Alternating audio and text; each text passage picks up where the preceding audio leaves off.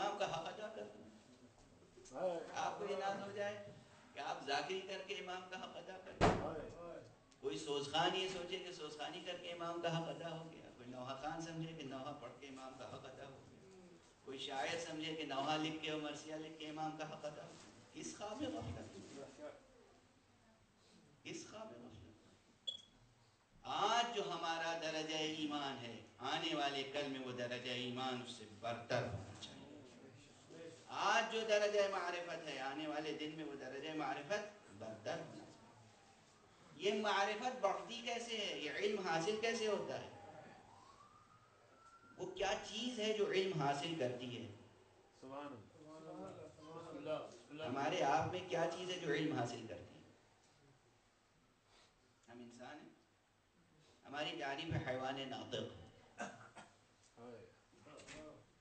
Rational animal, عقل رکھنے والا جانور ہیں، تو جانور ہی ہیں، جانور عقل رکھنے والا جانور۔ یہ عقل رکھنے والا جانور میں یہی عقل ہے جو طائر علم کا شکار کرتی ہے۔ علم حاصل کس عنصر سے ہوتا ہے؟ عقل سے۔ عقل نہ ہو تو علم نہیں حاصل ہو سکتا۔ آپ سمجھتے ہیں یہ آنکھیں دیکھتی ہیں، آنکھیں نہیں دیکھتی۔ کان سنتے ہیں، کان کچھ نہیں سنتے۔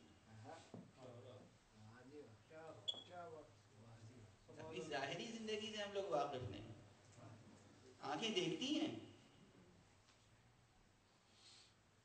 آنکھوں کا کام بس اتنا ہے کہ وہ کسی چیز کی تصویر کھینچ لیتی ہیں، اس تصویر کو ریکگنائز کرنا کہ یہ کیا ہے، کس کی تصویر ہے، یہ عقل کا کام ہے، نہ کہ آنکھ کا۔ آنکھ تو لینس ہے، کیمرے کی لینس۔ کیمرے کی لینس میں کوئی پہچان ہوتی ہے، ریکگنیشن ہوتی ہے؟ نہیں۔ اس آنکھ میں بھی کوئی ریکگنیشن نہیں ہوتی، ریکگنائز کرتی ہے عقل۔ اس زبان پہ جب نمک یا شکر آپ چھڑکتے ہیں تو زبان کو کوئی ٹیسٹ نہیں حاصل ہوتا، زبان کے وسیلے اور واسطے سے عقل فیصلہ کرتی ہے کہ یہ نمکین ہے۔ اگر عقل کسی کی مختل ہو جائے تو اسے کچھ سمجھ میں نہیں آئے گا کہ میں نمکین کھا رہا ہوں۔ کسی کی عقل مختل ہو جائے تو اسے کچھ سمجھ میں نہیں آئے گا کہ بدبو ہے یا خوشبو۔ تو یہ جو حواس خمسہ ہیں، یہ جو ظاہری حواس خمسہ 5 آؤٹر سینسز ہیں، یہ بھی بس وسیلے ہیں، پرزے، اوزار، آلات۔ ان آلات سے کام لینے والی قوت وہ قوت عاقلہ ہے، وہ قوت دراکہ ہے جو انسان کو ودیعت کی گئی۔ یہی قوت دراکہ، یہی قوت عاقلہ، یہی عقل،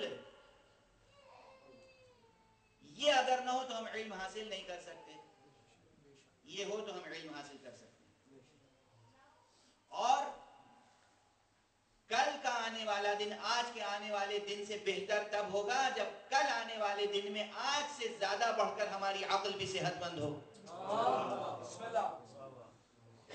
دیکھیں کوئی بیمار ہو، کمزور لاغر ہو تو اسے پہلے دن بہت ہلکی سی کھچڑی دی جاتی ہے، پتلی کھچڑی، ہریرا، تاکہ معدہ اگر اسے سنبھال لے گیا تو دوسرے دن ذرا اس سے سنگین غذا دی جائے، اور اگر اس کو بھی اس سنگین غذا کو اس نے سنبھال لیا تو اگلے دن پھر وہ کچھ نان ویج بھی دیا جائے،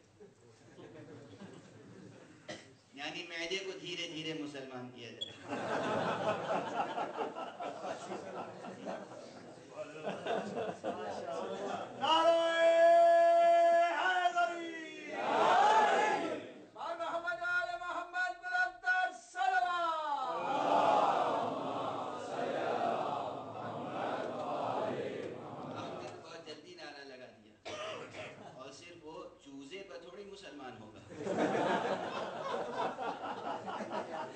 چوزے یا چوزے کے شوربے پہ مسلمان نہیں ہوگا جب تک گائے ہضم کرنے کے لائق نہ ہو جائے. جب اتنا معدہ مضبوط ہو جائے گا دن بدن، جب معدے کی قوت بڑھتی جائے گی تب ویسی غذا اس میں جائے گی. توجہ ہے؟ یہی صورت عقل کی ہے. جیسے جیسے ظرف عقل وسیع ہوتا چلا جائے گا ویسے ویسے زیادہ سے زیادہ علم و معرفت کی سمائی پیدا ہوتی چلی جائے گی.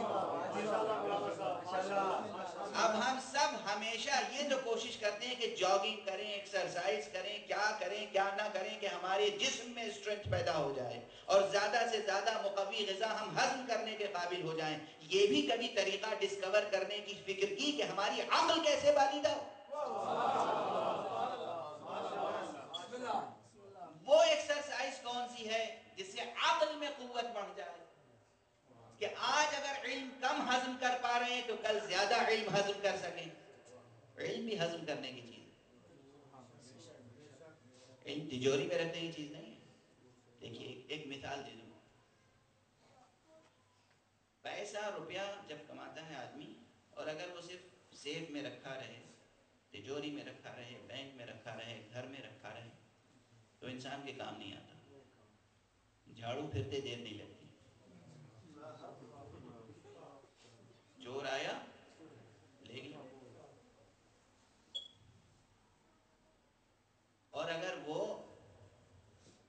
پیسہ خرچ کیا آپ نے، کھایا پیا پہنا اوڑھا اور راہ حق میں خرچ کیا، وہ پیسہ آپ کا جزو جان بن گیا.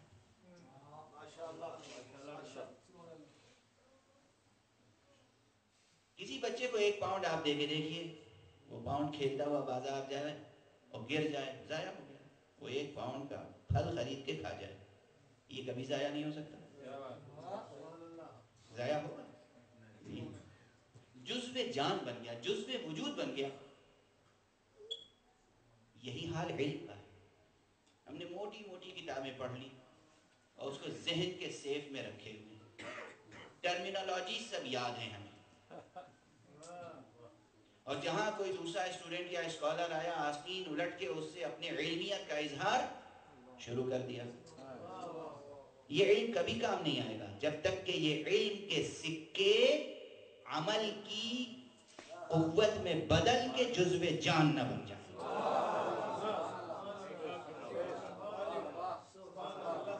کھنکتی ہوئی اصطلاحیں، یہ ٹرمینالوجی، الفاظ کا ذخیرہ، یہ کام نہیں آئے گا، یہ جنت میں نہیں پہنچائے گا. یہ جب جزو جان بن جائے، عمل بن جائے، علم جب عمل بن جائے تو کام آتا ہے. یہ جملہ اس سے پہلے بھی کہیں کہہ چکا ہوں، دہلی میں بھی ایک سیمینار میں کہا تھا، ابھی آپ کے سامنے بھی کہیں. علم اور عمل کی حقیقت ایک ہے. توجہ رکھیے. ہر شخص اپنے کو دیکھتا رہے کہ وہ کس پیمانے کا. انگریزی میں بھی، علوم ادب میں انگریزی گرامر کی جو شاخیں ہیں اس میں ایک ہے ایٹیمولوجی اور ایک ہے مورفولوجی. ایک ہے علم صرف، ایک ہے علم اشتقاق. ایسے ہی عربی میں ہے ایک علم اشتقاق، ایک علم صرف. علم اشتقاق میں، ایٹیمولوجی میں عربی کی، علم اور عمل ایک باب سے ہیں. صرف میں الگ ہے، علم بالکل الگ، عمل بالکل الگ. اشتقاق میں ایک ہے. کیسے ایک ہے؟ علم میں کئے حرف ہیں؟ 3. کون کون سے؟ عین لام میم. عمل میں کون سے حرف ہیں؟ وہی ہے نا. علم میں بھی عین لام میم، عمل میں بھی عین لام میم، صرف ترتیب بدل گئی. جیسے کوئی کھڑا ہوا ہو جانے کے لیے تیار تو اس کا سر اوپر ہوگا، سینہ اوپر ہوگا، گھٹنا نیچے ہوگا. اور کوئی بیٹھ جائے تو گھٹنا سینے کے برابر آ جائے گا جیسے آپ بیٹھے ہوئے ہیں. اور جب آپ بیٹھ جائیں گے تو یہ لگے گا کہ اب یہ جانے والے نہیں. جب تک علم اور میم بعد میں، سمجھیے یہ ٹکنے والا نہیں ہے. جب عمل بن جائے تو بس سمجھیے گا کہ اب جو علم حاصل ہوا ہے یہ جانے والا نہیں ہے. اسی لیے بے عمل عالم دراصل عالم ہی